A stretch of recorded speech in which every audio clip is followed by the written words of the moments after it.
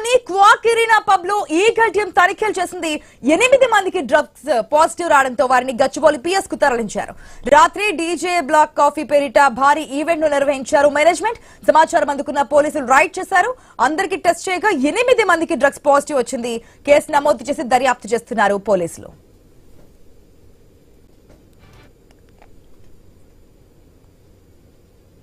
కొండాపూర్లోని Quake Arena pub లో eagle team తనిఖీలు చేసింది. ఒక్కసారిగా అక్కడ టెస్టులు చేయడంతో 8 మందికి డ్రగ్స్ పాజిటివ్ వచ్చినట్టుగా తెలుస్తోంది. వారిని గచ్చిబౌలి పిఎస్ కు తరలించారు. పూర్తి అప్డేట్స్ మా ప్రతినిధి రత్నకుమార్ ద్వారా తెలుసుకుందాం. Good morning Ratnakumar. ఈ మధ్య కాలంలోనే ఎక్కువగా ఈ డ్రగ్స్ కల్చర్ అనేది పెరిగిపోతుండడం మనం చూస్తున్నాం. ఒక పక్క ఈగల్ టీం అంటున్నారు, రాష్ట్ర ప్రభుత్వం అనేక చర్యలు చేపడుతున్నప్పటికీ కూడా ఈ డ్రగ్స్ అనేది పెరుగుతూనే ఉంది. ఎట్లా చూస్తున్నారు? దీన్ని కంట్రోల్ చేయడానికి ఏ విధంగా చర్యలు తీసుకుంటున్నారు? ఫెడ్లర్స్ ఎవరైనా విషయాలను ఏమైనా బయట పెట్టారా? మొయినాబాద్ ఫామ్ హౌస్ డ్రగ్స్ ఘటన మరొక ముందే ఇప్పుడు మరొక ఇన్సిడెంట్ అనేది చోటు చేసుకుంది. గచ్చిబౌలి పోలీస్ స్టేషన్ పరిధిలో ఉన్నటువంటి పబ్లలో తనిఖీలు నిర్వహించింది ఈగల్ టీము. కొండాపూర్లోని క్వాక్ ఇరీనా పబ్ లో రాత్రి తనిఖీలు చేశారు.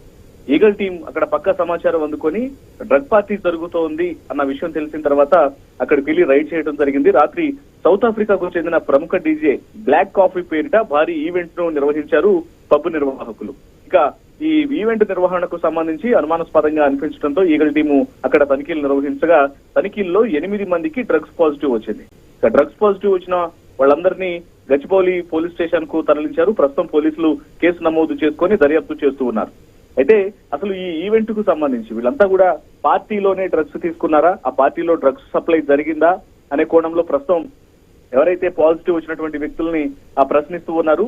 అయితే ఇదే ఈవెంట్ కి గతంలో డ్రగ్స్ కేసులో ఉన్నటువంటి నటి హేమ సైతం హాజరయ్యారు. అయితే ఆమెకు పరీక్ష నిర్వహించినప్పుడు తనకు నెగిటివ్ వచ్చింది అనే విషయాన్ని కూడా ఆమె సోషల్ మీడియా వేదికగా షేర్ చేసుకున్నారు. మొత్తానికి హైదరాబాద్ నగరంలో వరుసగా ఇప్పటికే అనేక సందర్భాల్లో ప్రభుత్వం చెబుతూ వస్తోంది డ్రగ్స్ ఫ్రీ నగరంగాను, అలాగే డ్రగ్స్ ఫ్రీ స్టేట్ గా తెలంగాణను మారుస్తామని ఒకవైపున రాష్ట్ర ప్రభుత్వం తెలియజేస్తుంటే మరోవైపున పుట్టగొడుగులా ఏదో ఒక రకంగా డ్రగ్స్ మూలాలు అనేవి బయటకు వస్తూనే ఉన్నాయి. కానీ రత్నకుమార్, ఎటువంటి చర్యలు తీసుకుంటున్నారంటే ఏదైనా ఇన్ఫర్మేషన్ వచ్చినప్పుడు ఈగల్ టీం అక్కడ రైడ్ చేయడం, అక్కడ దాదాపుగా ఈగల్ టీం రైడ్ చేసిన దాంట్లో పబ్స్ లో డ్రగ్స్ తీసుకుంటున్నటువంటి వారి సంఖ్య మనకు కనిపిస్తోంది, బయటపడుతోంది. అంటే ఎంతసేపు డ్రగ్స్ సంబంధించినటువంటి ఆధారాలు దొరికిన తర్వాత వెళ్తున్నారు తప్ప ముందుగానే ఎటువంటి ఇన్స్ట్రక్షన్స్ కానీ లేదంటే చర్యలు కానీ తీసుకోవడం జరుగుతుందా?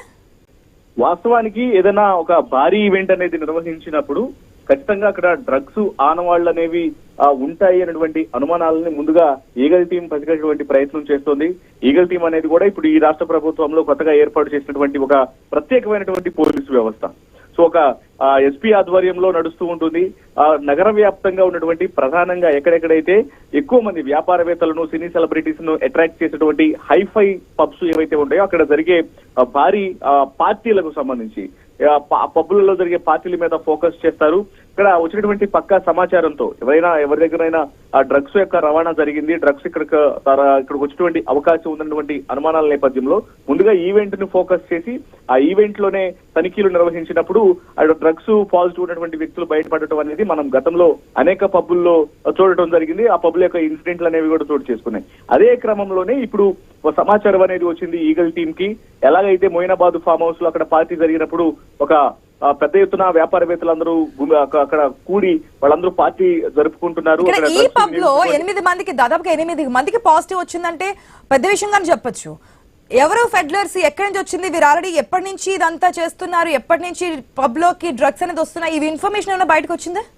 అయితే వాస్తవానికి ఇప్పటికీ 8 మందికి డ్రగ్స్ పాజిటివ్ వచ్చింది అనేది ప్రాథమికంగా వీళ్ళు ఇనిషియల్ గా యూరిన్ టెస్ట్ ద్వారా అప్పుడు ఇమీడియట్ గా స్పాట్ లో టెస్ట్ చేసినప్పుడు 8 మందికి డ్రగ్స్ పాజిటివ్ వచ్చింది.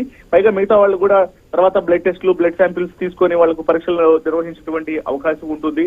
అయితే రాత్రి ఈవెంట్ లో సౌత్ ఆఫ్రికాకు చెందిన ప్రముఖ డీజే బ్లాక్ కాఫీ పేరిట యొక్క ఈవెంట్ అనేది నిర్వహించారు కాబట్టి ఇందులో ఇంటర్నేషనల్ లింక్స్ ఏమన్నా ఉన్నాయా అనే కోణంలో కూడా ఇప్పుడు పోలీసులు విచారణ చేసేటువంటి అవకాశం ఉంది. ఎందుకంటే ఒక ఇంటర్నేషనల్ డీజే ఆర్గనైజర్స్ తో యొక్క ఈవెంట్ ను ఈ క్వాక్ ఎరీనా పబ్బు నిర్వాహకులు నిర్వహించారు కాబట్టి ఈ పెడ్లర్ యొక్క లింకులు కేవలం అటు తెలంగాణ మాత్రమే కాకుండా ఇతర రాష్ట్రాలు దేశవ్యాప్తంగా మాత్రమే కాకుండా ఇంటర్నేషనల్ నుంచి కూడా ఏమన్నా ట్రాన్స్పోర్టేషన్ జరిగిందా ఈ పార్టీకి అనే కోణంలో ఆ యాంగిల్లోనూ ప్రశ్నించినటువంటి అవకాశాలు ఉంటాయి.